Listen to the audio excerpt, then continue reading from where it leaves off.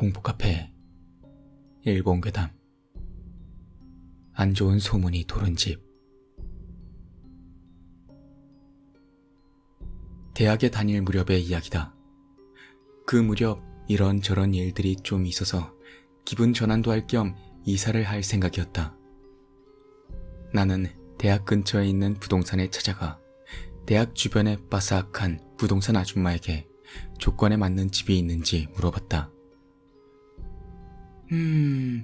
그 조건이라면 서너 곳 정도 있어요.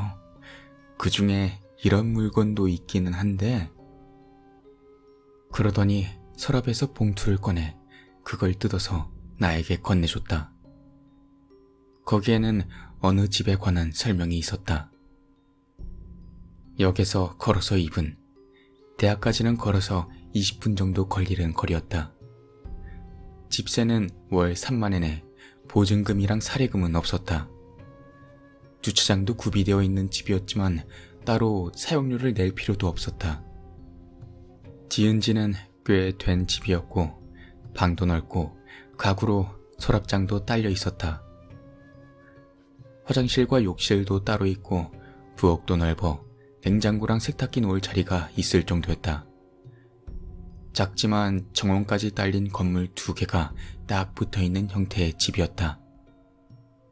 하지만 아무리 봐도 이렇게 좋은 조건인데 헐값일 정도로 싼 집세로 나올 리가 없다고 생각했다. 뭔가 수상하다 싶어 아줌마에게 묻자 부침성 좋은 아줌마의 얼굴이 어두워졌다. 웬만하면 추천하지는 않는 곳이에요. 그 말에서 의미심장함을 느꼈다. 무언가 안 좋은 사정이 있는 집일 것이라 생각이 들어 자세히 물어보자 역시나 생각대로였다. 지난번 살던 사람은 사흘 만에 집을 나왔고 그 전 사람은 나흘, 그 전 사람도 마찬가지였다고 한다. 다들 입주하고 며칠 지나지 않아 어째서인지 집에서 도망치듯이 나왔다는 것이다.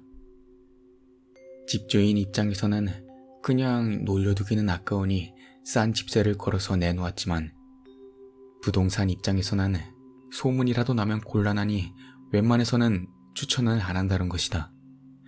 기분 나쁜 예감이 들었지만 일단 워낙 집세가 싼 데다 아줌마도 집주인 볼낯이 없다며 간곡히 부탁을 하기에 입주하기를 결정했다. 나는 그 자리에서 서류에 서명을 마치고 다음날 입주하기로 했다. 이미 이사 준비는 대충 끝나 있었기에 친구의 도움을 받아 반나절 만에 이사를 끝내고 저녁에는 집들이를 겸해 술판을 벌였다. 하지만 밤이 깊자 다들 돌아가고 집에는 나만 남게 되었다. 그러나 입주 당일 밤에는 딱히 아무 일도 없었다. 하지만 입주 사흘째가 되는 날 밤이었을 것이다. 아직 기사가 오지 않아 인터넷 연결도 안 된 터라 조금 이른 시간이지만 잠자리에 들어 평소마냥 휴대폰을 만지작거리며 잠이 오기만을 기다리고 있었다. 그렇게 시간은 새벽 2시를 지나고 있었을 때였다. 빠드득 빠드득 하고 무언가가 벽을 긁는 것 같은 소리가 났다. 주변에서 뭘 하나 싶었지만 소리가 들리던 방향은 옆집과 맞닿아 있지 않는 벽이었다.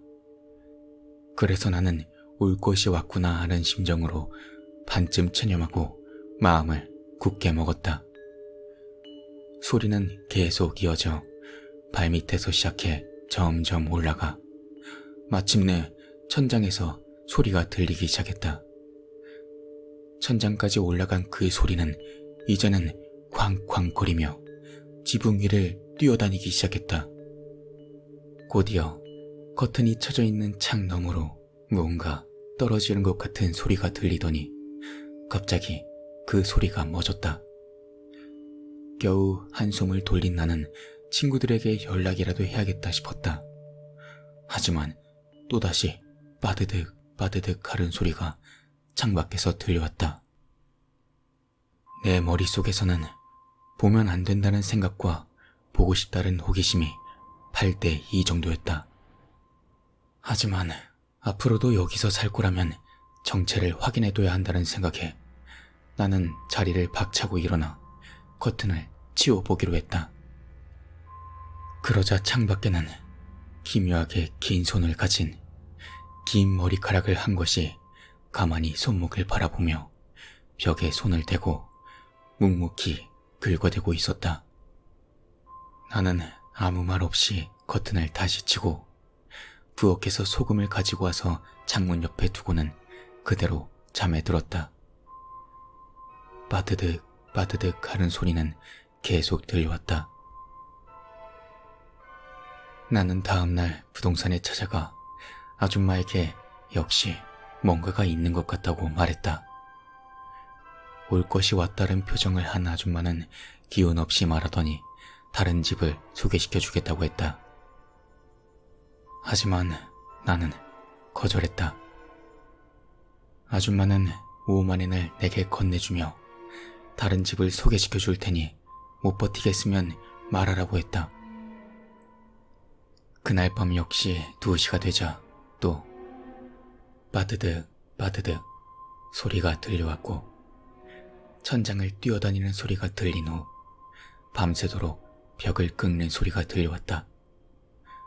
하지만 나는 무시하고 잠을 잤다. 일주일 정도 지나자 그 소리는 들리지 않게 되었다. 하지만 그 이후로도 종종 한밤중에 자고 있으면 이상한 시선을 느껴 깨어나곤 한다. 그러면 언제나 방 안에 그 귀신이 쪼그려 앉아 나를 째려보고 있었지만 나는 그냥 무시하고 잠을 자려고 했다. 졸업한 후에도 근처에 있는 직장을 다니다 보니 나는 지금도 그 집에 살고 있다. 솔직히 내 입장에서는 무척 만족스러운 집이다.